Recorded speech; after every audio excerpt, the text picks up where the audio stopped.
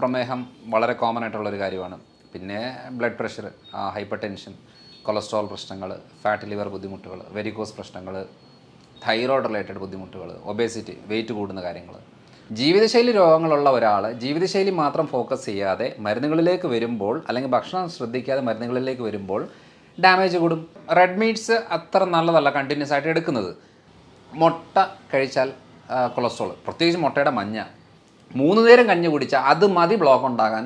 അല്ലാതെ ഈ മുട്ടയും ഇറച്ചിയും മീനും കഴിക്കുന്നതുകൊണ്ടല്ല കൊളസ്ട്രോൾ ഉണ്ടാകുന്നത്.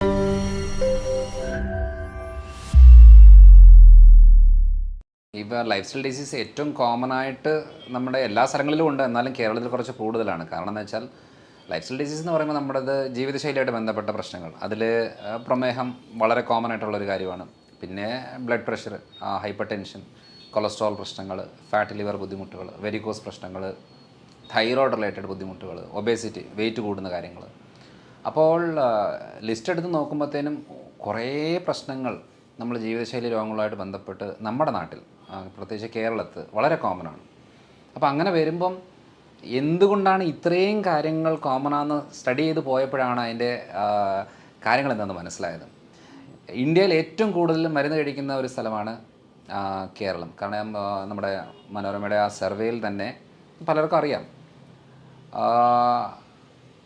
ഒരു വ്യക്തി എന്ന് വെച്ചാൽ ഒരു സ്റ്റേറ്റിൽ 100-150 രൂപയാണ് ഒരു മാസം, അല്ലെങ്കിൽ ഒരു മാസം മരുന്നിന് വേണ്ടി ചിലവാക്കുന്ന സ്ഥലത്ത് കേരളത്തിൽ 2500 ചില്ലറ രൂപയാണ് ഒരാൾ ഒരു മാസം മരുന്നിന് വേണ്ടി ചിലവാക്കുന്നത്. അപ്പോൾ ഈ സർവേയിൽ നമുക്ക് മനസ്സിലാകുന്ന ഒരു കാര്യം എന്താണെന്ന് വെച്ചാൽ ഏറ്റവും കൂടുതൽ ആളുകൾ കോൺഷ്യസ് ആണ്, ഹെൽത്ത് കോൺഷ്യസ് ആണ് കേരളത്തിൽ. പക്ഷേ ആ ട്രാക്ക് ഒന്ന് മാറിപ്പോയി, അത്രേ ഉള്ളൂ. കാരണം ജീവിതശൈലി രോഗങ്ങൾക്കും മരുന്ന് കഴിച്ചാൽ ശരിയാകും എന്നുള്ള ഒരു തെറ്റിദ്ധാരണ വരുമ്പോഴാണ് ഈ മരുന്നുകളുടെ എണ്ണം കൂടുന്നത്. കാരണം എന്താണ്, നമ്മളൊരു വെയിറ്റ് കൂടുന്നു, അല്ലെന്നുണ്ടെങ്കിൽ ശ്വാസം മുട്ടലുണ്ടാകുന്നു, കൊളസ്ട്രോൾ കൂടുന്നു, ഫാറ്റ് ലിവർ വരുന്നു, ഷുഗറിൽ ചെറിയ വേരിയേഷൻ വരുന്നു, യൂറിക് ആസിഡ് കൂടുന്നു എന്നൊക്കെ പറയുന്ന ചേഞ്ചസ് വരുമ്പോഴേ നമ്മൾ ആദ്യം ഫോക്കസ് ചെയ്യുന്നത് ചെറിയ അളവിൽ ഷുഗർ കൂടിയല്ലോ ഉടനെ ഒരു മരുന്ന് കഴിക്കാം എന്നുള്ളതാണ്. പക്ഷേ അത് ഫുഡിൽ മാറ്റം വരുത്തി എക്സസൈസ് കറക്റ്റായിട്ട് ചെയ്തിച്ച് കുറയ്ക്കുക എന്നുള്ള മെത്തഡിനെക്കാട്ടിലും എളുപ്പപ്പണിയായിട്ട് നമ്മൾ ഒരു മരുന്ന് കഴിച്ചാൽ റെഡിയാകും എന്നുള്ളത് വിശ്വസിക്കുമ്പോഴാണ് ഏറ്റവും കൂടുതൽ തെറ്റ് വരുന്നത്. അതാണ് കേരളത്തിൽ ഏറ്റവും കൂടുതൽ കണ്ടുവരുന്നൊരു കാര്യം എന്ന് വെച്ചാൽ നമ്മളെല്ലാവരും എളുപ്പപ്പണിയിലെ ആൾക്കാരാണ്. നമുക്ക് ഭക്ഷണം ശ്രദ്ധിക്കാനോ അല്ലെങ്കിൽ ലൈഫ് സ്റ്റൈൽ നോക്കാനോ ഒന്നും പറ്റത്തില്ല.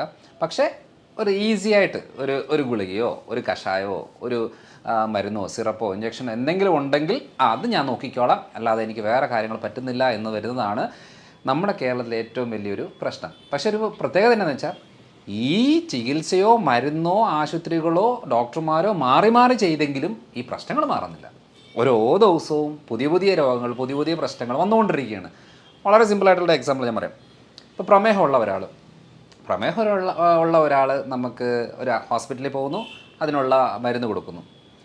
2 മാസം കഴിയുമ്പോഴത്തേനും അവർക്ക് വേറെ ഒരു പ്രശ്നം, അതല്ലെങ്കിൽ ഷുഗർ കൺട്രോൾ നിൽക്കുന്നില്ല. അപ്പോൾ എന്തായി, ഒരു ഗുളികയുടെ കൂടെ വേറൊരു ഗുളികയും കൂടെ ആഡ് ചെയ്തിട്ടാണ് കൊടുക്കുന്നത്.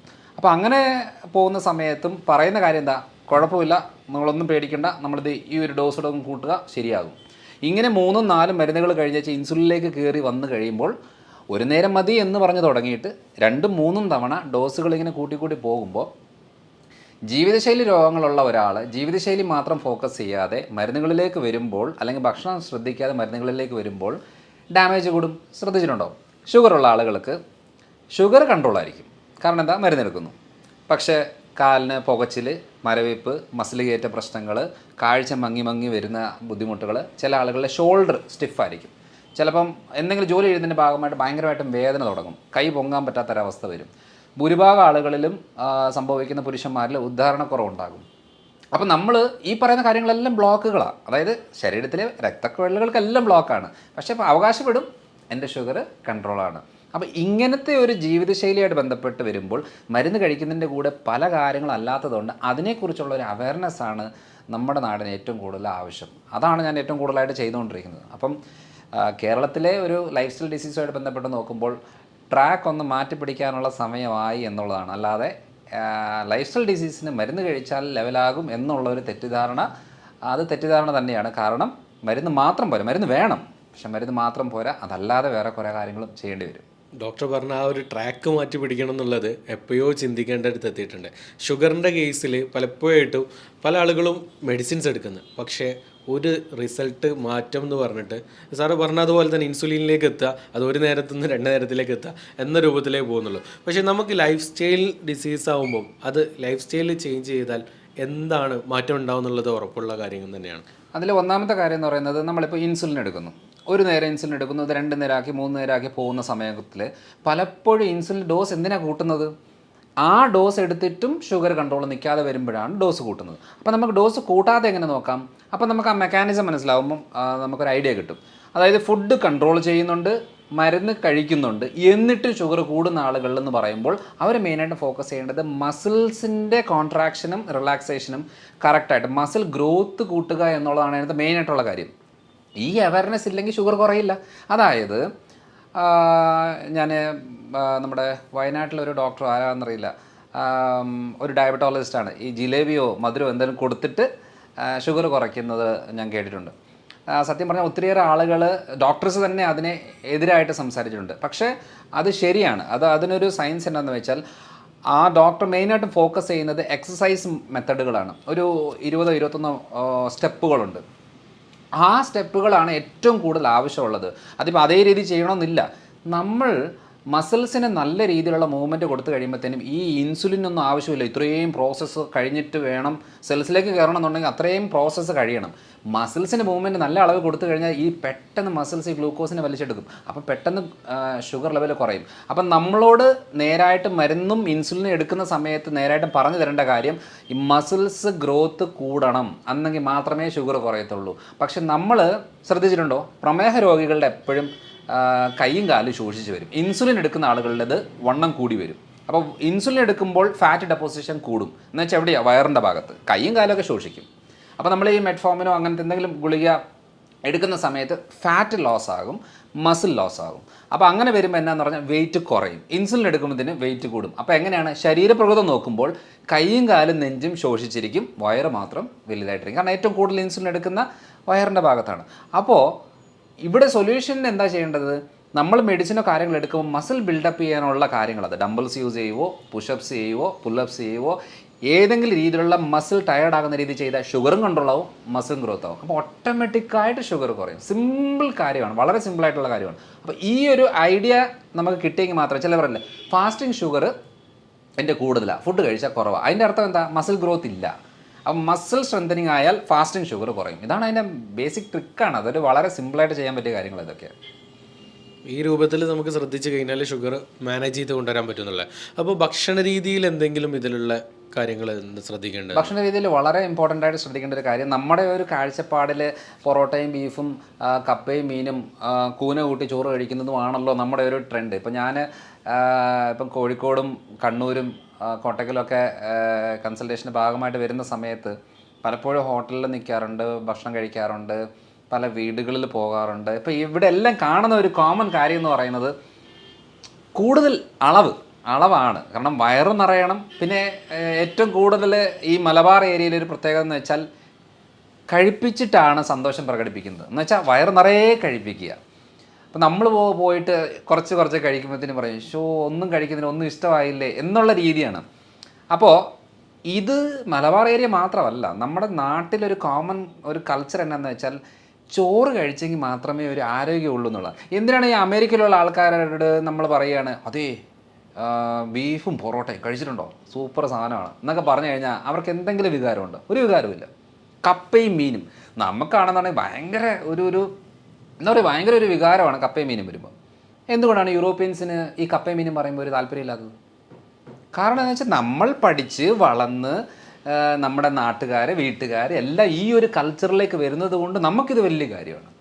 അപ്പോൾ ആ ഒരു വലിയ കാര്യമായുള്ള സംഭവം നമ്മൾ പറയുകയാണെങ്കിൽ നമ്മുടെ ഒരു സ്ഥലത്ത് നിന്നുകൊണ്ട് നമ്മൾ പറയുകയാണെങ്കിൽ ഇതാണ് ഏറ്റവും നല്ല ഫുഡ് എന്ന് പറയുമ്പം, അപ്പം നമ്മളൊരു അത് അടപ്പിച്ചെടുത്താൽ പ്രശ്നമാണ്. മുഴകളുണ്ടാകും, ഫാറ്റ് ലിവർ ഉണ്ടാകും, തൈറോയ്ഡ് തുടങ്ങും, പ്രമേഹം തുടങ്ങും, ബ്ലോക്ക് ഉണ്ടാകും, വെയിറ്റ് കൂടും എന്നൊക്കെ പറയുമ്പം അത് ഉൾക്കൊള്ളാൻ നമുക്ക് ഭയങ്കര ബുദ്ധിമുട്ടാണ്. കാരണം നമുക്ക് ഇഷ്ടമുള്ള സാധനം അത്.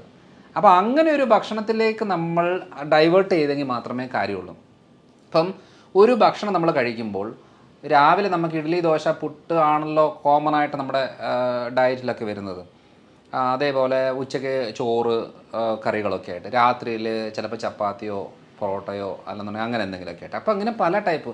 അപ്പോൾ ഏറ്റവും കൂടുതൽ ഇപ്പം കണ്ടുവരുന്നത് നമ്മുടെ കുഴിമന്തി, ബിരിയാണി ഐറ്റംസ്, നമ്മുടെ ബാർബിക്യൂ, അൽഫാം രീതികൾ, ഇതൊക്കെയാണ് കോമൺ ആയിട്ട് വരുന്നത്. അപ്പം നമ്മൾ നോക്കുമ്പം ഇപ്പോൾ ഫോർ എക്സാമ്പിൾ നമ്മളിപ്പോൾ ഒരു ബാർബിക്യൂ കഴിക്കുകയാണ് അല്ലെങ്കിൽ അൽഫാം കഴിക്കുകയാണ്. അൽഫാം കഴിക്കുന്ന സമയത്ത് സാലഡ് കൂട്ടിയാണ് കഴിക്കുന്നതെങ്കിൽ ഷുഗർ കൂടത്തേയില്ല, സേഫാണ്. പക്ഷേ അൽഫാം കഴിക്കുന്ന സമയത്ത് നമ്മൾ ഈ കുബൂസും പൊറോട്ടയും ചപ്പാത്തിയും ആണ് കഴിക്കുന്നതെങ്കിൽ ഷുഗർ പെട്ടെന്ന് കൂടും. അപ്പോൾ നമുക്ക് ഷുഗറുള്ള ആളുകൾക്ക് ഏറ്റവും കുറവ് ഷുഗറായിട്ട് ഫുഡിലുള്ളത് വെജിറ്റബിൾസ്, പച്ചക്കറികളാണ്, ഇലക്കറികൾ. പിന്നെയുള്ളത് നോൺ വെജ് ഐറ്റംസ്, ഇറച്ചി, മീൻ, മുട്ട ഐറ്റംസ്. ഇതൊക്കെ എന്ന് പറയുന്നൊരു 30-40% ഉള്ളിലാണ് ഗ്ലൂക്കോസ് ലെവലൊക്കെ ഉള്ളത്. പിന്നെ നമുക്ക് പഴവർഗ്ഗങ്ങളിൽ നമ്മൾ ഏറ്റവും കൂടുതൽ തെറ്റിദ്ധാരണ എന്ന് പറഞ്ഞാൽ ഷുഗറുള്ള രോഗികൾക്ക് ഈ പഴങ്ങൾ അത്ര നല്ലതല്ല എന്ന രീതിയിൽ. ശരിയാണ്, നമുക്ക് ഏറ്റവും കൂടുതൽ എന്താ പറയുക, ചക്കപ്പഴം, മാങ്ങപ്പഴം, ഏത്തപ്പഴം, നല്ല പഴുത്ത ഏത്തപ്പഴം എന്നൊക്കെ പറയുന്നത് ഷുഗർ കൂട്ടാനുള്ള ഫ്രൂട്ട്സാണ്. പക്ഷേ പപ്പായ, പേരയ്ക്ക, apple, mosambi, orange, Musk melon എന്നൊക്കെ പറയുന്ന പല ടൈപ്പ് ഫ്രൂട്ട്സ്, ചെറുപഴം, ഇതൊക്കെ എന്ന് പറയുന്നത് ഷുഗർ രോഗികൾ നിർബന്ധമായിട്ടും കഴിക്കണം. കാരണം പ്രമേഹമുള്ള ആളുകളിൽ ഏറ്റവും കൂടുതൽ ഡാമേജ് വരുന്നത് ഹാർട്ട് റിലേറ്റഡ് ബ്ലോക്കുമായിട്ട് ബന്ധപ്പെട്ടോ അറ്റാക്കോ സ്ട്രോക്കോ ആണ് അവരുടെ കോംപ്ലിക്കേഷൻ മെയിനായിട്ട്, അല്ലെങ്കിൽ കിഡ്നി റിലേറ്റഡ്. അപ്പോൾ ഈ അറ്റാക്കും സ്ട്രോക്കും ഒക്കെ നമുക്ക് പ്രിവെൻറ്റ് ചെയ്യണമെന്നുണ്ടെങ്കിൽ നമുക്ക് നല്ല ആൻറ്റി ഓക്സിഡൻസ് വേണം. അപ്പം വൈറ്റമിൻസ് മിനറൽസ് കൂടുതലുള്ളത് പഴവർഗ്ഗങ്ങളിലാണ്. അപ്പം എന്താ ഷുഗർ കൂടുമെന്ന് പറഞ്ഞാൽ ഇത് മാറ്റി വെച്ചിട്ട് നോർമലായിട്ടുള്ള കാര്യങ്ങൾ എടുക്കുമ്പോൾ എന്നാ സംഭവിക്കുന്നത് വെച്ചാൽ ഹാർട്ട് റിലേറ്റഡ് ആയിട്ടുള്ള, ബ്ലഡ് വെസൽ റിലേറ്റഡ് ആയിട്ടുള്ള പ്രശ്നങ്ങൾ തുടങ്ങും. അതുകൊണ്ട് ഇങ്ങനത്തെ ഫുഡ് ഉൾപ്പെടുത്തണം സത്യം പറഞ്ഞാൽ. അപ്പോൾ എന്താ ചെയ്യേണ്ടത്, മെയിൻ ഫുഡ് ഈ നല്ല പഴുത്ത ചക്ക കഴിക്കാതിരിക്കുകയാണ് നല്ലത്. പച്ച ചക്ക, നമ്മൾ ചക്ക വേവിച്ചൊക്കെ കഴിക്കത്തില്ലേ, അത് ഓക്കെയാണ്. അതേപോലെ മാങ്ങ, പച്ചമാങ്ങയായിട്ട് ഉൾപ്പെടുത്താം. കൂടുതൽ പഴിക്കുന്നതനുസരിച്ച് ഷുഗർ കൂടുന്നൊരു സാഹചര്യം വരും. അപ്പം ഇതൊരു 40-50% ഷുഗർ ലെവൽ ഉള്ളതാണ്. പിന്നെയുള്ള ഒരു 50-60% ഷുഗർ ലെവലുള്ളത് പയറുപരിപ്പ് വർഗ്ഗങ്ങൾ, അതായത് ചെറുപയർ, വൻപയർ, കടല, മുതിര, ഉഴുന്ന്, പരിപ്പ്, അങ്ങനത്തെ കുറേ പയറുപരിപ്പ് വർഗ്ഗങ്ങളിലാണ് ഒരു 50-60% ഗ്ലൂക്കോസ് ലെവലുണ്ട്. അപ്പം കമ്പാരിറ്റീവ്ലി വെജിറ്റേറിയൻസിന് നമുക്ക് ബെറ്ററായിട്ട് പറയുന്നത് പനീർ, മഷ്റൂം, ഈ സാധനങ്ങൾക്കൊക്കെ, ഈ ഭക്ഷണങ്ങളിലൊക്കെ നമുക്ക് ഷുഗർ ലെവൽ അധികമില്ല. ഇതൊരു 10, 20, 30% നിൽക്കുന്ന കാര്യങ്ങളാണ്. അപ്പോൾ 50% ഉള്ളിൽ നിൽക്കുന്ന ഭക്ഷണങ്ങളെ കുറച്ച് അളവ് കൂട്ടുക. ഇനി 50% കൂടുതലുള്ള ഭക്ഷണങ്ങളുണ്ട്. ഇപ്പോൾ ഓട്സ് ഒരു 60, 65, 70 ആ റേഞ്ചിലാണ് ഓട്സിനകത്ത് ഗ്ലൂക്കോസ് ലെവൽ വരുന്നത്. ഒരു 70-75 വരെ മില്ലറ്റ്സ്, നമ്മുടെ റാഗി, തിന, ചാമ എന്നൊക്കെ പറയുന്ന ഇതിലെല്ലാം വരും. പിന്നെ ഒരു 75-80 അരി, ഗോതമ്പൊക്കെ വരുന്നത്. കാരണം പലപ്പോഴും പറയാറുണ്ട് ഈ ഷുഗർ ആയതുകൊണ്ട് ഞാൻ ചോറ് മാറ്റി ചപ്പാത്തി ആക്കി എന്ന് പറയാറുണ്ട്. എൻ്റെ അർത്ഥം അതിന് പ്രത്യേകിച്ച് വലിയ മെച്ചമൊന്നുമില്ല. 3 ചപ്പാത്തി കഴിക്കുന്നതും 2 തവി ചോറ് കഴിക്കുന്നതൊക്കെ ഏകദേശം സെയിമാണ്. കാരണം ഇതിൻ്റെ കണ്ടൻറ്റ് ഏകദേശം സെയിം ഒക്കെ തന്നെയാണ്. ഒരു ചപ്പാത്തിയിൽ ഒതുക്കുമായിരുന്നെങ്കിൽ ശരിയായിരുന്നു നമ്മൾ പറയാം. അത് പിന്നെ ചോറ് കുറച്ചാലും ഓക്കെയാണ്, ചപ്പാത്തി തന്നെ കഴിക്കണം നിർബന്ധമില്ല. അപ്പോൾ ഈ ഒരു അളവിലാണ്. പിന്നെ ഒരു 80% ഉള്ളത് ഈ കിഴങ്ങ് വർഗ്ഗങ്ങളിലാണ്. ഈ പ്രത്യേകിച്ചും ഈ കപ്പ, നമ്മുടെ കോട്ടയം പാല ഭാഗത്തൊക്കെ കപ്പ എന്ന് പറയുന്നത്. അപ്പോൾ ഈ ടപ്പിയോക്ക കപ്പ എന്ന് പറയുന്നത് ഹൈ ഷുഗർ കണ്ടൻറ്റാണ്. പിന്നെ ചേമ്പ്, ചേന, കാച്ചിൽ എന്നൊക്കെ പറയുന്നത് കപ്പയുടെ അത്രയില്ല, പക്ഷേ കമ്പാരിറ്റീവ് ബെറ്ററാണ്. പക്ഷേ കിഴങ്ങ് വർഗ്ഗങ്ങളിൽ ഏറ്റവും നല്ല ഒരു ഭക്ഷണം എന്ന് പറയുന്നത്, നമ്മൾ ഏറ്റവും കൂടുതൽ പ്രൊമോട്ട് ചെയ്യുന്നൊരു കാര്യം എന്ന് പറയുന്നത് മധുരക്കിഴങ്ങാണ്. മധുരക്കിഴങ്ങ് നമ്മുടെ ഈ പറയുന്ന കഴിക്കുമ്പോൾ ചെറിയൊരു മധുരം തോന്നുമെന്നുണ്ടെങ്കിലും ഈ കപ്പയുടെ അത്രയും ഡേഞ്ചർ അല്ല. അപ്പം അത് ഷുഗർ ഉള്ളവർക്കും കുറച്ച് അളവിൽ കഴിക്കുന്നതുകൊണ്ട് യാതൊരു കുഴപ്പവും ഇല്ല. അപ്പോൾ ഈ ഒരു അളവിൽ നമ്മളിപ്പോൾ നോക്കുമ്പോൾ അളവ് കൂട്ടുകയും കുറയ്ക്കാനായിട്ട് നമ്മൾ അറിഞ്ഞെങ്കിൽ മാത്രമേ ഈ കാര്യം നടക്കത്തുള്ളൂ. അപ്പോൾ ആ ഒരു രീതി വന്നെങ്കിൽ നമുക്ക് കുറച്ചുകൂടെ സ്പീഡപ്പായിട്ട് കാര്യങ്ങൾ, അതായത് 50% താഴോട്ടുള്ള ഗ്ലൂക്കോസ് ലെവലുള്ള ഭക്ഷണത്തിനെ കുറച്ച് അളവ് കൂട്ടിയിട്ട് 50% മുകളിലോട്ടുള്ള ഗ്ലൂക്കോസ് ലെവൽ അളവിന് കുറച്ച് കഴിഞ്ഞാൽ ഈസി ആയിട്ട് ഷുഗർ കൺട്രോൾ ചെയ്യാം. ഇതാണ് മെയിനായിട്ടുള്ളത് ഫുഡിനകത്ത്. നമ്മളെ നാട്ടിലുള്ള ജനങ്ങളുടെ ഒരു പൊതുവിലെ കാഴ്ചപ്പാടെന്ന് പറഞ്ഞാൽ അരിഭക്ഷണമാണല്ലോ, രാവിലെ ആയാലും ഉച്ചയായാലും രാത്രി ആയാലും. അപ്പം അത് കുറയ്ക്കുന്നേരം നമ്മൾ ഈ പറഞ്ഞ ബാക്കി ഐറ്റംസ് കൂട്ടിയെടുക്കുകയാണ് ചെയ്യേണ്ടത്. അപ്പോൾ എനർജി ലെവലിൽ അവർക്ക് ബാധിക്കില്ല എന്നുള്ള പൊതുവിലൊരു കാഴ്ചപ്പാട്. അരിഭക്ഷണം കുറച്ചാൽ ക്ഷീണിച്ച് പോവും, കുഴങ്ങിപ്പോവും, കിടന്നു പോകുമെന്ന് പറയുന്നൊരു കാഴ്ചപ്പാടുണ്ട്. ഇപ്പം ഞാനൊരു കഴിഞ്ഞ ഒരു 6 മാസമായിട്ട് അരിഭക്ഷണം അങ്ങനെ അധികം കഴിക്കാറില്ല. ഞാൻ ചോറ് കഴിച്ചിട്ടേ ഇല്ല ഒരു 6 മാസമായിട്ട്. അപ്പം അതൊരു തെറ്റിദ്ധാരണയാണ്. ഞാൻ എൻ്റെ ശരീരത്തിൽ ഒരു അപ്ലൈ ചെയ്ത ഒരു മെത്തഡാണിത്. അല്ല, സാർ ഇത്രയായിട്ട് കഴിച്ചിട്ടില്ല എന്നുള്ളത് തന്നെ വലിയ അത്ഭുതമാണ്. കാരണം സാറുടെ ആ ഒരു ബോഡി ഇത് വെച്ച് നോക്കുന്ന നേരം ഭയങ്കര എനർജറ്റിക് ആണ്. ആ എനർജിയാണ് ഞാനിപ്പോൾ പറയാൻ വന്നത്. കാരണം എന്താണെന്ന് വെച്ചാൽ ഞാനൊരു 2 ദോശ കഴിച്ച് കൺസൾട്ടേഷൻ ഇരുന്ന് കഴിഞ്ഞാൽ 11 മണിയാകുമ്പോഴത്തേന് എനിക്ക് വിശപ്പ് തുടങ്ങും. കാരണം എന്ന് വെച്ചാൽ കഴിച്ചു, വയറ് നിറഞ്ഞു, പക്ഷേ 2 മണിക്കൂർ 2-2.5 മണിക്കൂർ കൊണ്ട് എനിക്ക് വിശക്കും. അപ്പോൾ വിശന്ന് കഴിഞ്ഞാൽ പിന്നെ എന്തെങ്കിലും കഴിക്കണം, അല്ലാതെ പറ്റത്തില്ല. പക്ഷേ രാവിലെ ഞാനൊരു 1/2 ഏത്തപ്പഴം, ഒരു 2 മുട്ട പുഴുങ്ങിയത്, കുറച്ച് നട്ട്സ്, ഇതാണ് ഞാൻ എൻ്റെ പൊതുവെ രാവിലത്തെ ബ്രേക്ക്ഫാസ്റ്റായിട്ട് ഞാൻ കഴിക്കുന്നത്. ഇത് കഴിച്ചു കഴിഞ്ഞാൽ എനിക്കൊരു 1 മണി 1:30 2 ആയാലും എനിക്ക് ആ എനർജി കിട്ടും. ഈ പറയുന്ന കാര്യങ്ങൾ ഞാൻ ഉച്ചയ്ക്കാണെന്നുണ്ടെങ്കിൽ മെയിനായിട്ടും ഫിഷാണ് മെയിനായിട്ട് കഴിക്കുന്നത്. ഒരു അയലയുടെ സൈസ് ഉണ്ടെങ്കിൽ ഒരു മീൻ, മത്തിയുടെ സൈസ് ചെറിയ സൈസ് ആണെങ്കിൽ 3-4 മീൻ, പിന്നെ അവിയൽ, തോരന്, ഉപ്പേരി, മെഴുക്കോട്ട് ഐറ്റംസ്, ഇതാണ് എൻ്റെ ഉച്ചയ്ക്കത്തെ ഫുഡ്. ഇത് കഴിച്ചേച്ച് ഞാൻ തിരിച്ചു പോയിട്ട് എന്തെങ്കിലും ഒരു മീറ്റിങ്ങിലോ ഫംഗ്ഷനിലോ കൺസൾട്ടേഷനിലോ ഇരുന്ന് കഴിഞ്ഞാൽ എനിക്ക് നല്ല എനർജിയാണ്. ചോറ് കഴിച്ചേച്ച് പോയി ഇരുന്ന് കഴിഞ്ഞാൽ എനിക്ക് തൂങ്ങും. അതായത് എനിക്ക് സംസാരിക്കാൻ വലിയ താല്പര്യം തോന്നത്തില്ല, ഒന്നിനോടൊരു ഉന്മേഷമില്ല. എനിക്ക് എനർജി കിട്ടുന്നത് അത് കഴിക്കാത്ത സമയത്താണെന്ന് തിരിച്ചറിഞ്ഞപ്പോഴാണ് ഞാൻ മനസ്സിലാക്കിയത് വെറുതെ എന്തിനാണ് ഈ സാധനങ്ങളൊക്കെ കഴിക്കേണ്ട ആവശ്യം. അതങ്ങ് ഞാൻ സ്റ്റോപ്പ് ചെയ്തേച്ച് ഈ ഒരു രീതിയിലേക്ക് ഡയറ്റ് വന്നപ്പോഴത്തേനും എനിക്ക് നല്ല എനർജിയായി. അപ്പോൾ ഭൂരിഭാഗം ആൾക്കാർ ഇപ്പോൾ പറഞ്ഞൊരു തെറ്റിദ്ധാരണയുണ്ട്, നമ്മൾ ഈ അരി സാധനമോ അല്ലെങ്കിൽ ഗോതമ്പോ അങ്ങനെ എന്തെങ്കിലും ഒന്നും കഴിച്ചില്ല എന്നുണ്ടെങ്കിൽ ചിലപ്പോൾ ശരീരം ശോഷിച്ച് വരും, മെലിഞ്ഞ് വരും, എനർജി കുറയും, ക്ഷീണം ഉണ്ടാകും എന്നുള്ളതോ അതൊന്നും ഒരു സത്യമാണ്. നമുക്ക് ആവശ്യം, അതായത് നമുക്ക് ഗ്ലൂക്കോസ് ആവശ്യമാണ്. ഈ ഗ്ലൂക്കോസ് ആവശ്യം എന്ന് പറയുമ്പോൾ അരിയുടെ രൂപത്തിൽ തന്നെ ഗ്ലൂക്കോസ് കഴിക്കണമെന്ന് ഒരു നിർബന്ധമില്ല. ഇപ്പം ഞാൻ ഉച്ചയ്ക്ക് ചിലപ്പോൾ ഈ വാഴയ്ക്ക ചെറുതായിട്ട് ഇതാക്കി തേങ്ങയൊക്കെ ഇട്ട് ഒരു അവിയൽ ഫോമിലാക്കി കഴിക്കും. അതേപോലെ വാഴക്കൂമ്പ്, ചുണ്ടെന്നൊക്കെ പറയില്ലേ, വാഴക്കൂമ്പും വൻപയറും മിക്സ് ചെയ്തിട്ട് തോരനാക്കി കഴിക്കും. ഇതിനകത്തെല്ലാം കാർബോഹൈഡ്രേറ്റ് ഉണ്ട്. 80% ഇല്ല, 60% ഉള്ളു എന്നുള്ളതേ ഉള്ളൂ. അതായത് നമുക്ക് കിട്ടേണ്ട എനർജി കിട്ടി. ഈ രൂപത്തിൽ തന്നെ കിട്ടണമെന്ന് വാശി പിടിക്കുമ്പോൾ മാത്രമേ നമുക്ക് ഈ പ്രശ്നമുള്ളൂ. അപ്പോൾ ആ ഒരു രീതിയിൽ നമുക്ക് മനസ്സിലാക്കി കഴിഞ്ഞാൽ മാത്രമേ എങ്ങനെ ഇതിനെ മാനേജ് ചെയ്യണം. അതുകൊണ്ട് വണ്ണം കുറയും, സത്യം പറഞ്ഞാൽ വണ്ണം കുറയും. ഈ ഗ്രെയിൻസ് കട്ട് ചെയ്താൽ വണ്ണം കുറയും. എനിക്ക് 2 കിലോ കുറഞ്ഞു, ഇപ്പം ഞാൻ 4 കിലോ കൂടി. കാരണം വേറെ ഒന്നുമല്ല, പ്രോട്ടീനും ഫാറ്റും വൈറ്റമിൻസും മിനറൽസും ബോഡിയിലേക്ക് സപ്ലൈ ചെയ്തു, കാർബോഹൈഡ്രേറ്റ് കുറച്ചു. ഇതാണ് ഞാൻ ചെയ്തിട്ട് എന്തായി, ഞാൻ ഫിസിക്കൽ വർക്കൗട്ട് ചെയ്യാൻ തുടങ്ങി. അതായത് ഒരു ദിവസം ഞാനൊരു 3/4 മണിക്കൂർ ജിം വർക്കൗട്ടുകൾ വീട്ടിൽ തന്നെ, അല്ലാതെ ജിമ്മിൽ പോയിട്ട് നമ്മൾ ഇതല്ല, കുറച്ച് പുഷപ്സ്, ഡംബിൾസ് ചെയ്യുന്നത്, അതേപോലെ കുറച്ച് സ്ട്രെച്ചിങ് കാര്യങ്ങൾ, ബെഞ്ച് പ്രസ്, അങ്ങനത്തെ 3-4 കാര്യങ്ങൾ ഞാൻ ഒരു 3/4 മണിക്കൂർ കൊണ്ട് ചെയ്തു വന്നു. അന്നേരം എന്താ സംഭവിക്കുന്നത് വെച്ചാൽ മസിൽ കുറച്ച് ഗ്രോത്ത് ആകാൻ തുടങ്ങി. നമ്മളെപ്പോഴാണ് ഭക്ഷണം നിയന്ത്രിച്ച് മസിലിന് വർക്കൗട്ട് കൊടുത്തില്ലെന്നുണ്ടെങ്കിൽ എന്താ സംഭവിക്കുന്നത്, നമ്മൾ മെലിഞ്ഞ് ശോഷിച്ച് വണ്ണം കുറഞ്ഞ് വരും, ക്ഷീണം ഉണ്ടാവും. നമ്മൾ പ്രോട്ടീനും ഫാറ്റും വൈറ്റമിൻസും മിനറൽസും കുറച്ച് കാർബ്സും ഒക്കെ സപ്ലൈ ചെയ്തിട്ട് ഫിസിക്കൽ വർക്കൗട്ട് ഒന്ന് കൂട്ടിക്കഴിഞ്ഞാൽ ബോഡി നമുക്ക് മെയിൻറ്റെയിൻ ചെയ്യാൻ പറ്റും. ഇല്ലെങ്കിൽ എന്നാ സംഭവിക്കുന്നത് വെച്ചാൽ, ഇപ്പം കോമൺ ആയിട്ട് പറയുന്ന പോലെ ഇതൊന്നും കഴിച്ചില്ലെന്നുണ്ടെങ്കിൽ ഭക്ഷണമായിട്ട് കൂട്ടത്തേ ഇല്ല. പലപ്പോഴും കൺസൾട്ടേഷന് വരുമ്പം 2 ആഴ്ച കഴിഞ്ഞ് വരുമ്പം നമ്മൾ ചോദിക്കും, എന്നാ ഉണ്ട്, നല്ല മാറ്റമുണ്ട്, കുഴപ്പമൊന്നുമില്ല, പിന്നെ ഞാൻ ഭക്ഷണം ഒന്നും ഇല്ല, ഞാൻ പട്ടിണിയാണ് ശരിക്കും പറയാം. അപ്പോൾ ഞാൻ ചോദിക്കും, രാവിലെ എന്താ കഴിക്കുന്നത്? രാവിലെ ഡോക്ടർ പറഞ്ഞ പോലെ കുറച്ച് ഏത്തപ്പഴം കുറച്ച് കഴിക്കും, കുറച്ച് മുട്ട ഓംലെറ്റ് ആക്കി കഴിക്കും എന്നൊക്കെ പറയും. ഓ ശരി. 11 മണിക്കോ 11 മണിക്ക് ഒരു പേരയ്ക്കോ അങ്ങനെ എന്തെങ്കിലും കഴിക്കും. ഉച്ചയ്ക്ക് കുറച്ച് മീനും കറികളൊക്കെ ആയിട്ട് കഴിക്കും. രാത്രി ഞാൻ സൂപ്പും വെജിറ്റബിൾസോ അല്ലെങ്കിൽ കുറച്ച് ചിക്കനോ അങ്ങനെ എന്തെങ്കിലും ആയിരിക്കും കഴിക്കുന്നത്. അപ്പോൾ ഞാൻ ചോദിച്ചു, നിങ്ങൾ പട്ടിണിയാന്ന് പറഞ്ഞതോ?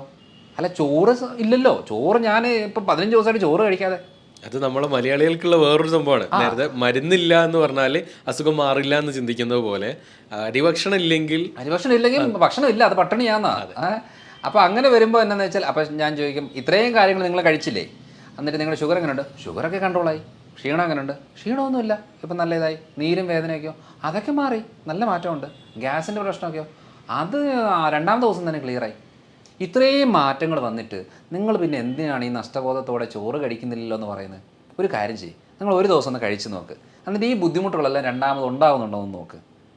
അപ്പോൾ ഇത് പറഞ്ഞു കൊടുക്കുമ്പോൾ പലരും ചിലപ്പോൾ 1 മാസമൊക്കെ കഴിഞ്ഞ് വരുന്ന സമയത്ത് പറയും, ഞാൻ പറയാം എന്നാൽ പിന്നെ കുറച്ച് ചോറൊക്കെ കഴിച്ചോ കേട്ടോ. പറയും വേണ്ട ഡോക്ടറെ, ഇത് സുഖമാണ്, എൻ്റെ വേദന പോയി, നീര് പോയി, ക്ഷീണം മാറി, ഷുഗർ കൺട്രോളായി, പുകച്ചിൽ മരവിപ്പൊക്കെ മാറി, എൻ്റെ ഗ്യാസിൻ്റെ പ്രശ്നം എൻ്റെ ഏറ്റവും വലിയ പ്രശ്നമായിരുന്നു, അത് ഫുള്ളായിട്ട് ക്ലിയറായി, എനിക്കിത് സുഖമാണ്, എനിക്കിനിയും വേണ്ട, എനിക്ക് പഴയ രീതിയിൽ പോകണമെന്ന് ഒരു താല്പര്യമില്ല. അപ്പം നമ്മൾ ചെയ്യുന്നത് എന്താ, ഒരു ലൈഫ് സ്റ്റൈൽ പറഞ്ഞു കൊടുത്തേച്ച് ചെയ്യിപ്പിച്ചിട്ട് അതിൻ്റെ എക്സ്പീരിയൻസ് വരുമ്പോൾ മാത്രമേ അവർക്കത് ഉൾക്കൊള്ളാൻ പറ്റത്തുള്ളൂ. അല്ലെങ്കിൽ ദൈവമേ ഇതൊക്കെ ഇങ്ങനെ കഴിച്ച് എങ്ങനെ ജീവിക്കും എന്ന് ചോദിക്കുന്നുണ്ട്. ഇപ്പോൾ ഞാനിപ്പോൾ പുറത്ത് പോകുന്ന സമയങ്ങളിലൊക്കെ എനിക്ക് വീട്ടിലെ ഒരു പ്രോട്ടോക്കോൾ ചെയ്യാൻ പറ്റത്തില്ല. അപ്പോൾ ഞാനിപ്പോൾ പുറത്ത് പോകുമ്പം ബിരിയാണി കഴിച്ചു എന്ന് വെച്ചു. ബിരിയാണി ഞാൻ ആ ഒരു ചിക്കൻ പീസ് ഉണ്ടെങ്കിൽ 2 ചിക്കൻ പീസ് എടുത്തേച്ച് ഒരു ഇത്രയും അതിൻ്റെ റൈസ് ഇത്രയും എടുക്കുകയുള്ളൂ. അപ്പോൾ നോക്കുമ്പം എൻ്റെ ബിരിയാണി മൊത്തം വേസ്റ്റാണ്. കാരണം അത് ചോറ് മൊത്തം ഞാൻ കഴിക്കത്തില്ല.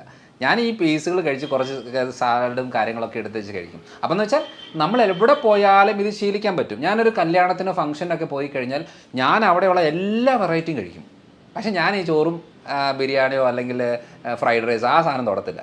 എന്തെങ്കിലും ഫിഷോ ചിക്കനോ അല്ലെങ്കിൽ സാലഡ്സോ വെജിറ്റബിൾസോ അങ്ങനെ എന്തെങ്കിലും ഉണ്ടെങ്കിൽ അത് ഉൾപ്പെടുത്തി കഴിക്കും. അപ്പോൾ അങ്ങനെ വരുമ്പോൾ എന്നാന്ന് വെച്ചാൽ നമ്മൾ ശ്രദ്ധിച്ചിട്ടുണ്ടോ, കല്യാണമോ ഫംഗ്ഷനോ പരിപാടിയൊക്കെ നമ്മൾ ഫുഡ് കഴിച്ച് കഴിഞ്ഞാൽ ഭയങ്കര ക്ഷീണമാണ്. പിന്നെ നമുക്ക് ആ ദിവസം ഒന്നിനും നമ്മളെ കൊണ്ട് കൊള്ളത്തില്ല. എവിടെയെങ്കിലും പോയി കടന്നാൽ മതി, ഇരുന്നാൽ മതി എന്നല്ലാതെ വേറൊരു ചിന്തയും കാണത്തില്ല. കാരണം എന്താണെന്നറിയോ, ഈ കഴിച്ച് അടിച്ച് കുഴച്ച് കയറ്റി കഴിയുമ്പോണ്ടല്ലോ ശരീരത്തിന് ആകെ വിഷമമാണ്, ബുദ്ധിമുട്ടാണ്. അപ്പോൾ എന്ത് ചെയ്യും, ഇനിയും ഈ വ്യക്തിക്ക് ഒരു എനർജി കൊടുത്തു കഴിഞ്ഞാൽ ഇവൻ വീണ്ടും പോയി കഴിക്കും.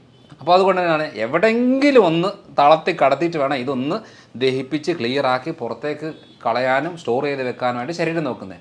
പക്ഷേ ഞാനീ പറഞ്ഞ മെത്തേഡൊന്ന് ചെയ്ത് നോക്കിക്കേ, നമുക്ക് കല്യാണ ഫുഡൊക്കെ കഴിച്ച് കഴിഞ്ഞാൽ ഒരു കുഴപ്പമില്ല, നമുക്കൊരു എനർജി ആയിരിക്കും.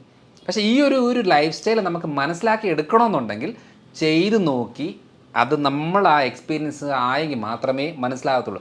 എന്നിട്ട് പറ, ഷുഗർ കുറയുന്നുണ്ടോ, ക്ഷീണം കുറയുന്നുണ്ടോ, ബുദ്ധിമുട്ട് കുറയുന്നുണ്ടോ, നീർക്കെട്ട്, എല്ലാവരും പറയുന്നത് ഇവിടെ വേദന, ഇവിടെ പിടിച്ച വേദന, ഇവിടെ പിടിച്ച വേദന, എല്ലായിടത്തും വേദനകളാണ്. ചോറ് കുറയ്ക്ക്, അരിയുടെ സാധനം കുറയ്ക്ക്, ആ നീർക്കെട്ടും മാറും. പക്ഷെ നമ്മൾ എന്ത് ചെയ്യും, എളുപ്പപ്പണിയിൽ വേദനയ്ക്ക് നീരിനും മരുന്നെടുക്കും. എത്ര നാളെടുക്കും, മരണം വരെ.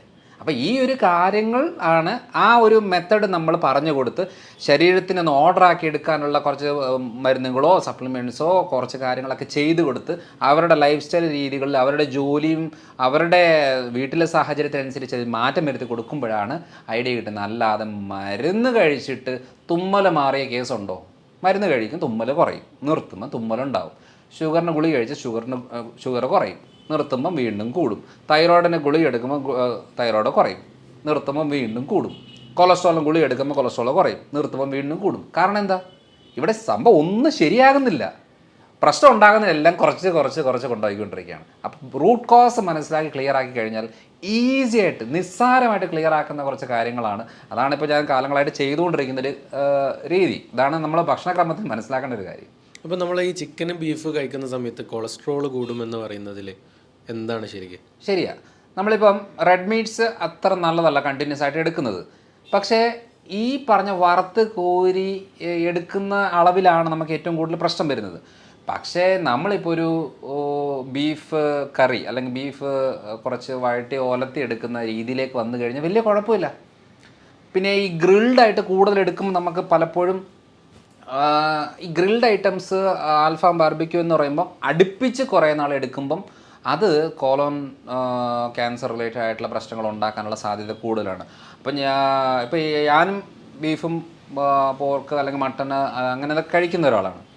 ചിക്കൻ എന്ന് പറയുന്നത് വൈറ്റ് മീറ്റാണ്, ബാക്കിയെല്ലാം ഒരു റെഡ് മീറ്റാണ്. അപ്പം വൈറ്റ് മീറ്റ്സ് ആണ് കമ്പാരിറ്റീവ്ലി ബെറ്റർ. പക്ഷേ ഈ ചിക്കൻ ആണെങ്കിൽ വറുത്ത് കോരി എടുക്കുമ്പോഴാണ് പ്രശ്നം. അല്ലാതെ നോർമലായിട്ട് കഴിക്കുന്ന ഗ്രില്ലായിട്ടോ അല്ലെങ്കിൽ വഴറ്റിയെടുക്കുകയോ കറി വെക്കുകയോ പെരളനാക്കുകയോ അങ്ങനെ കഴിക്കുന്നത് കൊണ്ട് വലിയ കുഴപ്പമില്ല. പക്ഷെ അത് ഒരു ഡെയിലി യൂസിലേക്ക് വരുമ്പോൾ നമ്മുടെ ശരീരത്തിന് പറ്റുമോ ഇല്ലയോ എന്ന് നോക്കാതെ നമ്മൾ സപ്ലൈ ചെയ്തുകൊണ്ടിരിക്കുമ്പോൾ മാത്രമാണ് പ്രശ്നം. ഇപ്പം ഫോർ എക്സാമ്പിൾ നമ്മൾ റെഡ് മീറ്റ്സ് അല്ലെന്നുണ്ടെങ്കിൽ ചിക്കന് ഫിഷ് അങ്ങനെ അല്ലെങ്കിൽ പയറുപരിപ്പ് വർഗ്ഗങ്ങൾ കഴിക്കുന്നതിൻ്റെ ഭാഗമായിട്ട് നമ്മൾ ഇടയ്ക്കൊരു ചെക്ക് ചെയ്ത് നോക്കണം.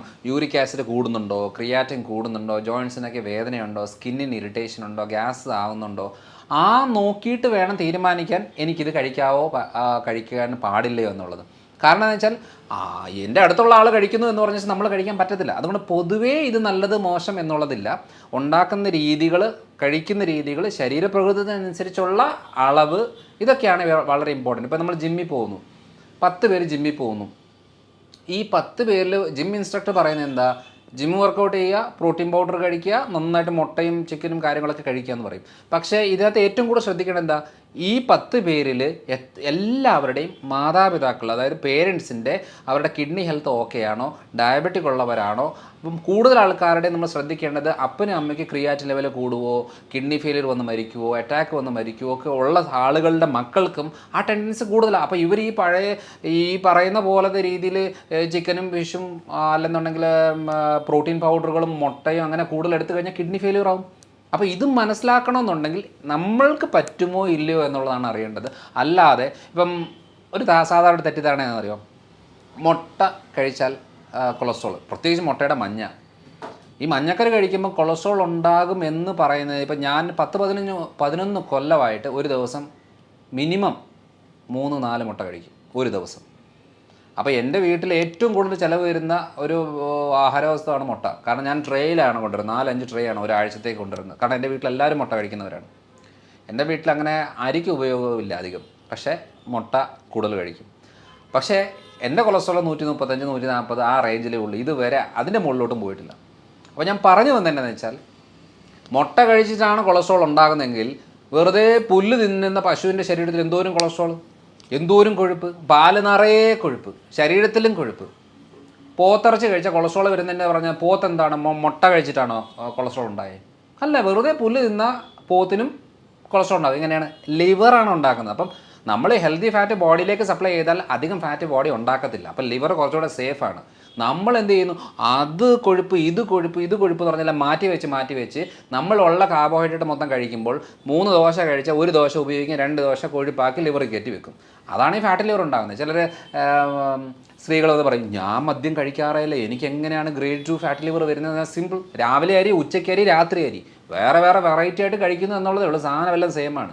മദ്യത്തിന് എൻഡ് പ്രൊഡക്റ്റ് ഗ്ലൂക്കോസ്, ഈ പറയുന്ന കാർബോഹൈഡ്രേറ്റ് എന്ന് പറയുന്ന അരിയും ഗോതമ്പ് സാധനങ്ങൾ എൻഡ് പ്രൊഡക്റ്റ് ഗ്ലൂക്കോസ്. അപ്പോൾ കണ്ടൻറ്റ് സെയിം ആണ്. നമ്മൾ ഇത് ഒഫീഷ്യലായിട്ട് ഡൈനിങ് ടേബിൾ വെച്ചിരുന്ന് കഴിക്കുന്നു, അത് കുറച്ച് മാറി ഇരുന്ന് കഴിക്കുന്നു, എത്ര മാത്രമേ ഡിഫറൻസ് ഉള്ളൂ, സെയിം സാധനമാണ്. അതുകൊണ്ട് കൊളസ്ട്രോൾ പേടിച്ച് മാറ്റി വെക്കുന്നവരെ ശ്രദ്ധിച്ചോണം. 3 നേരം കഞ്ഞി കുടിച്ചാൽ അത് മതി ബ്ലോക്ക് ഉണ്ടാകാൻ. അല്ലാതെ ഈ മുട്ടയും ഇറച്ചിയും മീനും കഴിക്കുന്നതുകൊണ്ടല്ല കൊളസ്ട്രോൾ ഉണ്ടാകുന്നത്. അങ്ങനെയാണെന്നുണ്ടെങ്കിൽ ഈ പറയുന്ന കടുവയും പുലിയും സിംഹവും ഒക്കെ പണ്ടേ അറ്റാക്ക് വന്ന് മരിക്കേണ്ടതല്ലേ? കാരണം ഫുൾ ടൈം കഴിക്കുന്നത് ഈ ബീഫും ഇതൊക്കെ തന്നെയല്ലേ. അല്ലാതെ പ്രത്യേകിച്ച് അത് പഴങ്ങൾ കഴിക്കുന്നില്ല, ഇലക്കറികൾ കഴിക്കുന്നില്ല, പച്ചക്കറികളില്ല, ഒരു സാധനം കഴിക്കാതെ വെറുതെ ഇത് കഴിച്ചുകൊണ്ടിരിക്കുന്ന ഈ മൃഗങ്ങളൊക്കെ പണ്ടേ അറ്റാക്ക് വന്ന് തട്ടി പോകേണ്ടതല്ലേ? പോകുന്നില്ല. കാരണം എന്താ? കാരണം ആ ശരീരപ്രകൃതത്തിൻ്റെ മനസ്സിലാക്കേണ്ട ഒരു കാര്യം എന്ന് വെച്ചാൽ, അതുകൊണ്ട് ശ്രദ്ധിച്ചാൽ മതി. അതുകൊണ്ട് ഈ പറയുന്ന മൃഗങ്ങളൊക്കെ സ്ലിമ്മായിട്ട് സ്കെൽട്ടായിട്ടിരിക്കും. ഈ ഫുൾ ടൈം പഴങ്ങൾ കഴിക്കുന്ന ചിമ്പാഞ്ചിയെ കണ്ടിട്ടില്ലേ? ഇങ്ങനെയായിരിക്കുന്നത്. ആനയെ കണ്ടിട്ടില്ലേ? ഇങ്ങനെയായിരിക്കുന്നത്. എന്തുവാ? മുട്ടയുടെ മഞ്ഞയില്ല, ബീഫില്ല, ചിക്കനില്ല, ഒരു സാധനമില്ല. പക്ഷേ അതുകൊണ്ടാണ് വെജിറ്റേറിയൻ എന്ന് പറയുമ്പോൾ നമ്മൾ കൂടുതലും ഇഡ്ഡലിയും ദോശയും ഇടിയപ്പം, അതേപോലെ ഉഴുന്നുവട, പരിപ്പുവട എന്നൊക്കെ പറയുന്ന സാധനങ്ങളാണല്ലോ ശുദ്ധ വെജിറ്റേറിയൻ എന്ന് പറയുന്ന ആൾക്കാർ കഴിക്കുന്നത്. അവർക്കാണല്ലോ ഏറ്റവും കൂടുതൽ ബ്ലോക്ക് വരുന്നത്. എന്നാൽ പിന്നെ അവർക്ക് കൊളസ്ട്രോൾ വരാൻ പാടില്ല ഈ ഇത് കഴിക്കാതിരുന്നാൽ. അതുകൊണ്ട് ഭക്ഷണം എന്ന് പറയുമ്പം ഭക്ഷണത്തിലെ കൊഴുപ്പ് എന്ന് പറഞ്ഞാൽ ഒരു 20-25% മാത്രമേ ഭക്ഷണത്തിലെ കൊഴുപ്പ് കൂട്ടത്തുള്ളൂ.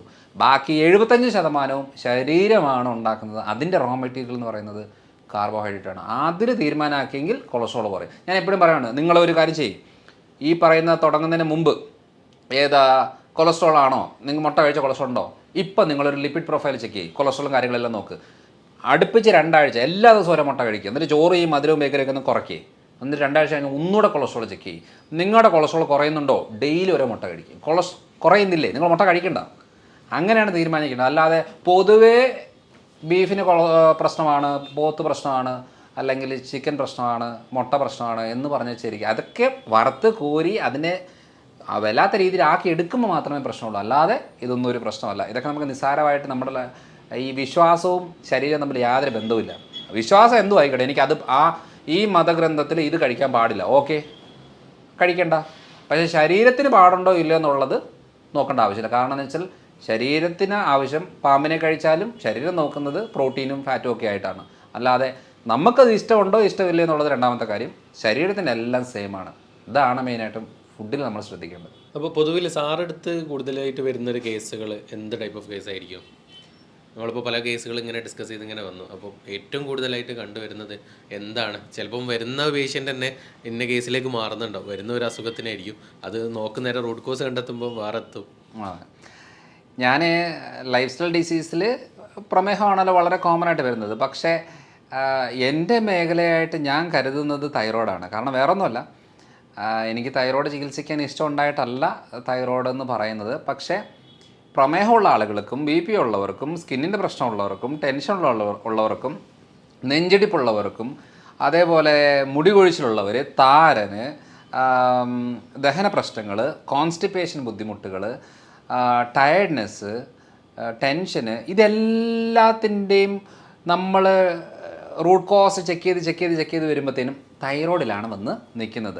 കാരണം വേറൊന്നുമല്ല, ഈ പറയുന്ന പ്രശ്നങ്ങൾക്ക് അവർ കാലങ്ങളായിട്ട് മരുന്നെടുക്കുന്നവരാ. ഇപ്പോൾ എൻ്റെ അടുത്ത് ആരെങ്കിലും വരുന്ന ആൾക്കാരോട് എന്നോട് പറയുകയാണ്, ഡോക്ടറെ എനിക്ക് തുമ്മലാണ്, 10 കൊല്ലമായിട്ട് തുമ്മലാണ്, മരുന്നെടുക്കുമ്പം കുറയും പിന്നെയും വരും. അപ്പോൾ എൻ്റെ മനസ്സിൽ സഡൻ കണക്റ്റായി പോകുന്നത് തൈറോയ്ഡാണ്. കാരണം എന്ന് വെച്ചാൽ, ഇത് പറയാൻ കാരണം, ഇത് മെഡിക്കൽ ടെക്സ്റ്റിൽ അങ്ങനെ ഒരു എക്സ്പ്ലനേഷൻ ഇല്ല.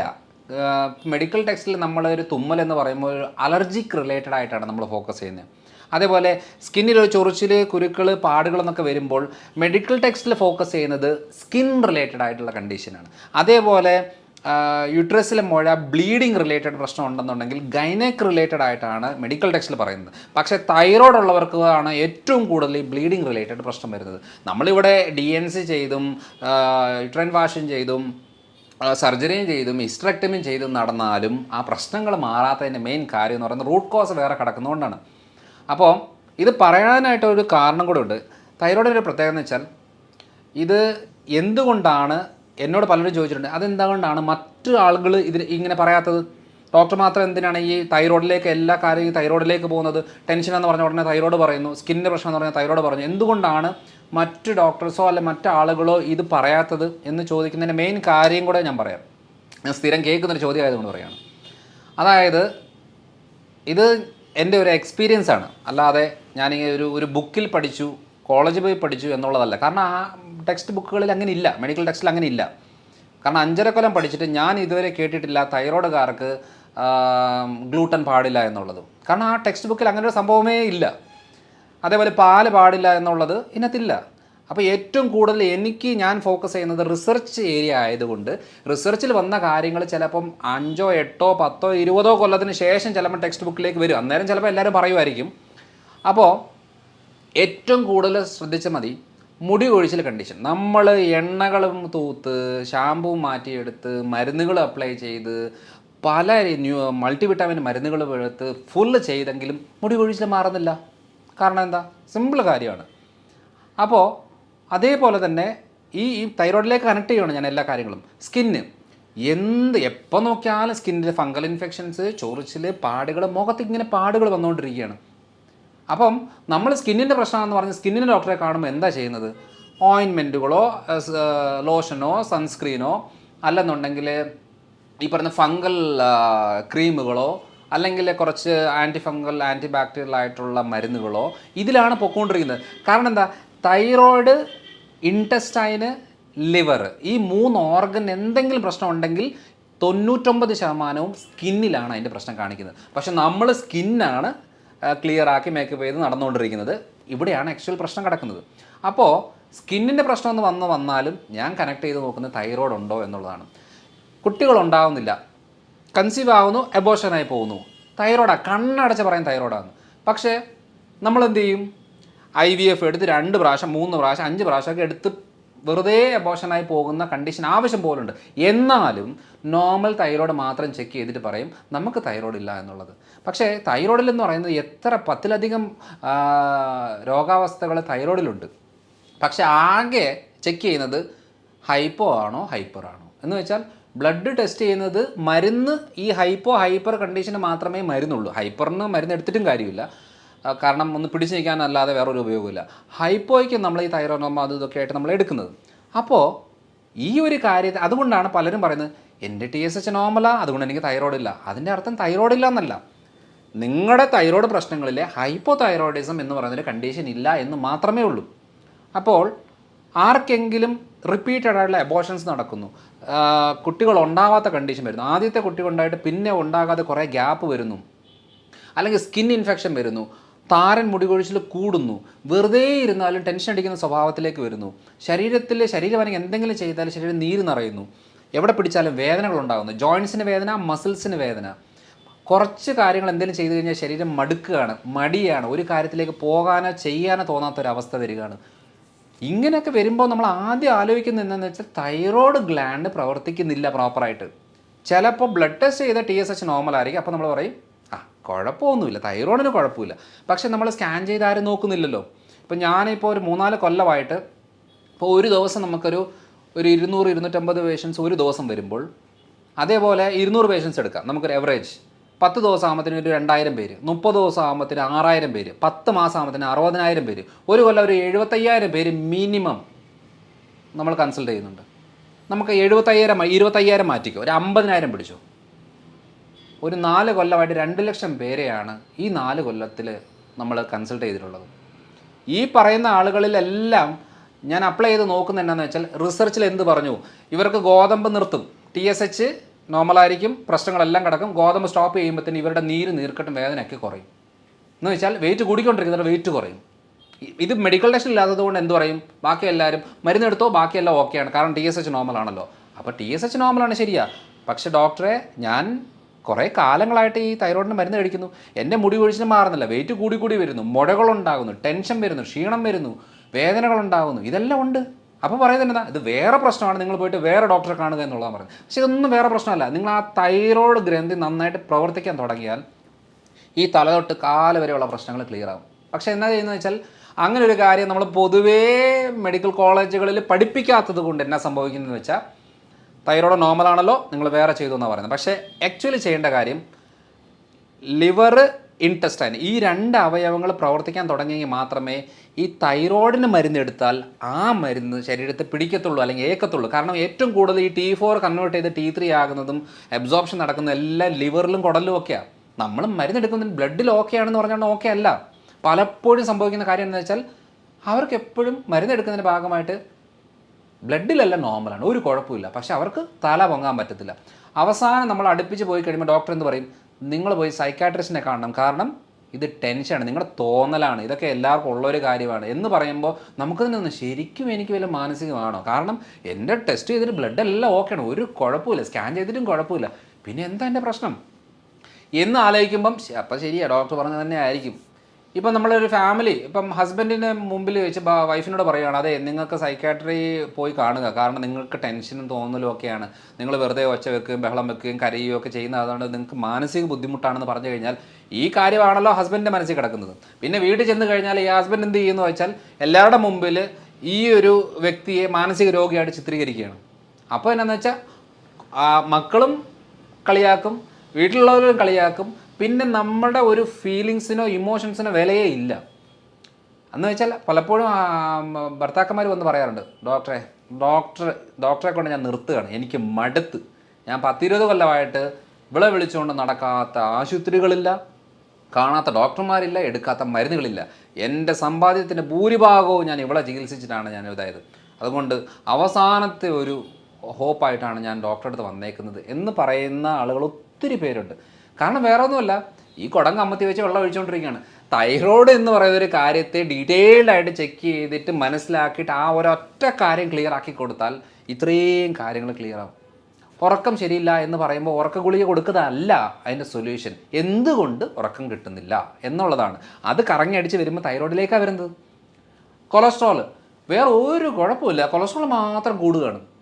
അപ്പോൾ പലരും കണ്ടിട്ടുണ്ട്, ഞാൻ വേറെ ഒന്നും മരുന്നെടുക്കുന്നില്ല, കൊളസ്ട്രോൾ എടുക്കുന്നത്. അങ്ങനെയാണെങ്കിൽ ഉറപ്പിച്ചത് തൈറോയ്ഡുമായിട്ട് ബന്ധപ്പെട്ട കാര്യമാണ്. അപ്പോൾ കൊളസ്ട്രോൾ മരുന്നെടുത്താൽ ഉടനെ കൊളസ്ട്രോൾ കുറയും, അല്ലാതെ പ്രശ്നം മാറത്തൊന്നുമില്ല. അപ്പോൾ നമുക്ക് എന്ത് ചെയ്യുന്നത്, കൊളസ്ട്രോൾ അങ്ങനെ അടുപ്പിച്ച് കുറേ വലിയ ഡോസേജിൽ എടുത്തുകൊണ്ടിരുന്നാൽ നമുക്ക് ഹാർട്ടിൽ മസിൽ വീക്കാവും, ബ്ലഡ് വെസൽസിന് ഡാമേജ് വരും. അതുകൊണ്ട് ഒരു ചെറിയ ഡോസിലേക്ക് കൊളസ്ട്രോൾ എടുക്കുന്ന പോലല്ല. പിന്നെ കുറച്ച് കഴിയുമ്പോൾ കൊളസ്ട്രോൾ കൺട്രോൾ നിൽക്കുന്നില്ല, പിന്നെ 20 ഉള്ളത് 40 ആക്കി 80 ആക്കി എങ്ങനെ പോവും? അത് 100% നമ്മുടെ ഹെൽത്തിനെ വളരെ മോശമായിട്ട് ബാധിക്കും. അപ്പോൾ രണ്ടാമത്തെ കാര്യം എന്ന് പറയുന്നത് ബ്ലീഡിങ്.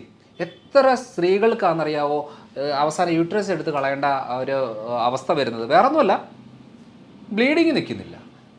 ഒരു മാസത്തെ മെൻസ്ട്രേഷൻ എന്ന് പറയുന്നത് 10-15 ദിവസമൊക്കെയാണ്. ഒന്ന് കഴിഞ്ഞ ഉടനെ 10 ദിവസം കൊണ്ട് വീണ്ടും മെൻസ്ട്രേഷൻ തുടങ്ങുകയാണ്, ഈ മുഴകളുണ്ടാകുകയാണ്. അപ്പോൾ ഈ പറയുന്ന ബ്ലീഡിങ് നിൽക്കാനും മെൻസ്ട്രേഷൻ നോർമലാകാനും വേണ്ടി മരുന്ന് കഴിച്ചാൽ ആ പ്രശ്നം മാറില്ല. കാരണം അതിങ്ങനെ ആയുഷ്കാലം മുഴുവനും കിടക്കും. തൈറോയ്ഡ് കൺട്രോൾ ആയാൽ ഈ പ്രശ്നം മാറും. ഇതൊക്കെ നമ്മൾ ഈ സ്ഥിരം ചെയ്ത് വന്നപ്പോൾ മനസ്സിലായ ഒരു കാര്യമാണ്. അതുകൊണ്ടാണ് ഇത്രയും കോൺഫിഡൻ്റ് ആയിട്ട് പറയുന്നത്, നിങ്ങൾ തൈറോയ്ഡ് ബുദ്ധിമുട്ടുള്ളവർ കപ്പ കഴിക്കാൻ പാടില്ല. കാരണം കപ്പ കഴിച്ചാൽ മുഴ കൂടും. അപ്പം നമ്മൾക്ക് മുഴയുണ്ടോ ഇല്ലെന്നേ എനിക്ക് കുഴപ്പമൊന്നുമില്ലെന്ന് പറയുന്നതിന് മുമ്പ് തൈറോയിഡിൻ്റെ സ്കാൻ ചെയ്ത് നോക്കണം. നമ്മുടെ അടുത്ത് തന്നെ ഞാനിപ്പോൾ ഇത്രയും കൊല്ലങ്ങളായിട്ട് ചെയ്തതിനകത്ത് മനസ്സിലായ കാര്യം എന്ന് വെച്ചാൽ, ഞാനൊരു എൻഡോക്രൈനോളജിസ്റ്റ് അല്ല, ഞാനൊരു ലൈഫ് സ്റ്റൈൽ ഫിസിഷ്യനാണ്. പക്ഷേ കണക്ട് ചെയ്ത് പോകുമ്പം തൈറോയിഡിലേക്ക് വന്നിട്ട് എത്ര പേരുടെ തൈറോയ്ഡ് ക്യാൻസർ എന്നറിയോ കണ്ടുപിടിച്ചത്, അവർക്ക് അറിയത്ത് പോലുമില്ല. അപ്പോൾ പലരും ചോദിക്കണം എനിക്ക് മുഴയോ?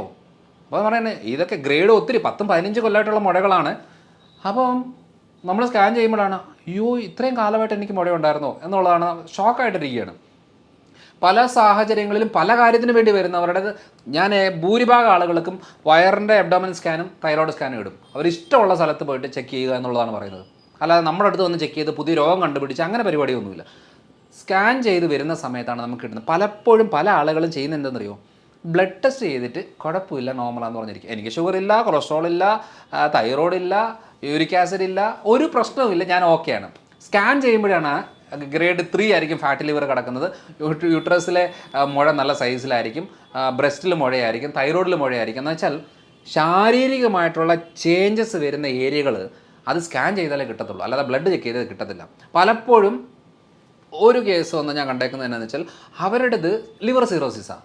അത് ലിവർ സിറോസിസ് എന്ന് പറയുന്ന ഒരു സുപ്രഭാതത്തിൽ ഉണ്ടാവത്തില്ല.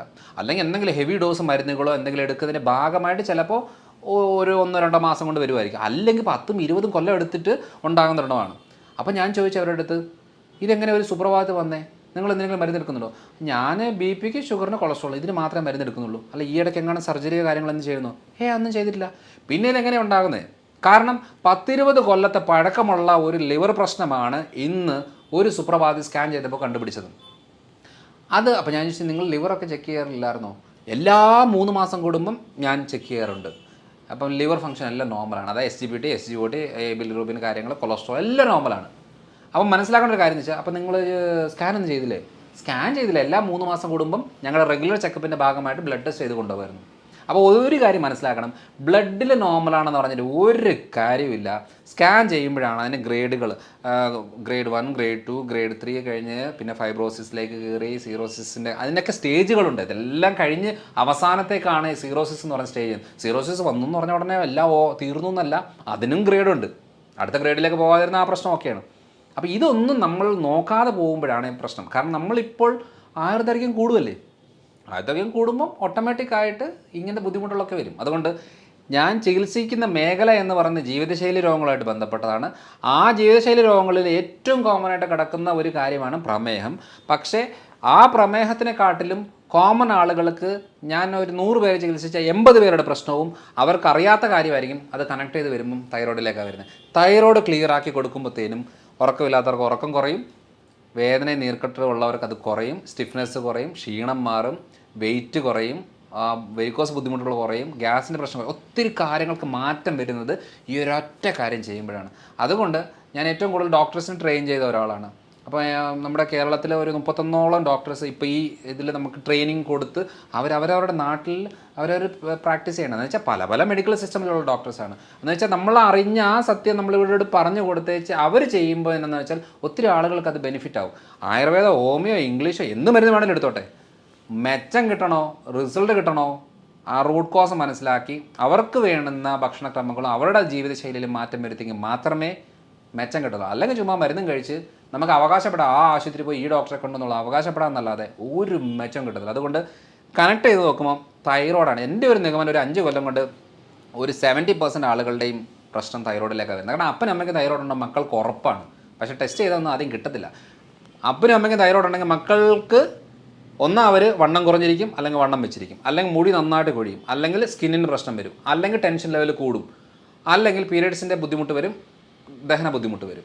ഇത്രയും കാര്യങ്ങളിൽ അലർജി, ഇത്രയും കാര്യങ്ങളിൽ എന്തെങ്കിലും ഉണ്ടോ, അപ്പനും അമ്മയ്ക്കും തൈറോയ്ഡ് ഉണ്ടോ, മക്കളുടെ തൈറോയ്ഡ് ഉറപ്പിക്കാം. വെറുതെ ഈ പ്രശ്നങ്ങളൊക്കെ പറഞ്ഞു വെച്ചാൽ അതിന് ചികിത്സിച്ച് എഴുന്നോണ്ടിരുന്ന ഒരിക്കലും മാറത്തില്ല. കാരണം ഇന്നലെ ഞാനൊരു കൺസൾട്ട് ചെയ്ത കണ്ടീഷൻ 19 വയസ്സുള്ള പെങ്കൊച്ചാണ്, മാനസികമായിട്ടുള്ള ബുദ്ധിമുട്ടുണ്ട്. അതായത് ചെറിയ പ്രായം തൊട്ടേ ഈ തൈറോയിഡിൻ്റെ ഡാമേജ് വന്നിട്ട് അതിൻ്റെ ഭാഗമായിട്ട് ബുദ്ധി വളർച്ച മുരടിക്കുകയും അതിൻ്റെ ഭാഗമായിട്ടുള്ള ബുദ്ധിമുട്ടെല്ലാം അനുഭവിക്കുന്നുണ്ട്. പക്ഷേ സ്ഥിരമായിട്ട് സൈക്കാട്രി മെഡിസിനുകൾ ഇങ്ങനെ എടുത്ത് പൊയ്ക്കൊണ്ടിരിക്കുകയാണ്, അല്ലാതെ ഇതുവരെ തൈറോയ്ഡ് ചെക്ക് ചെയ്തിട്ടില്ല.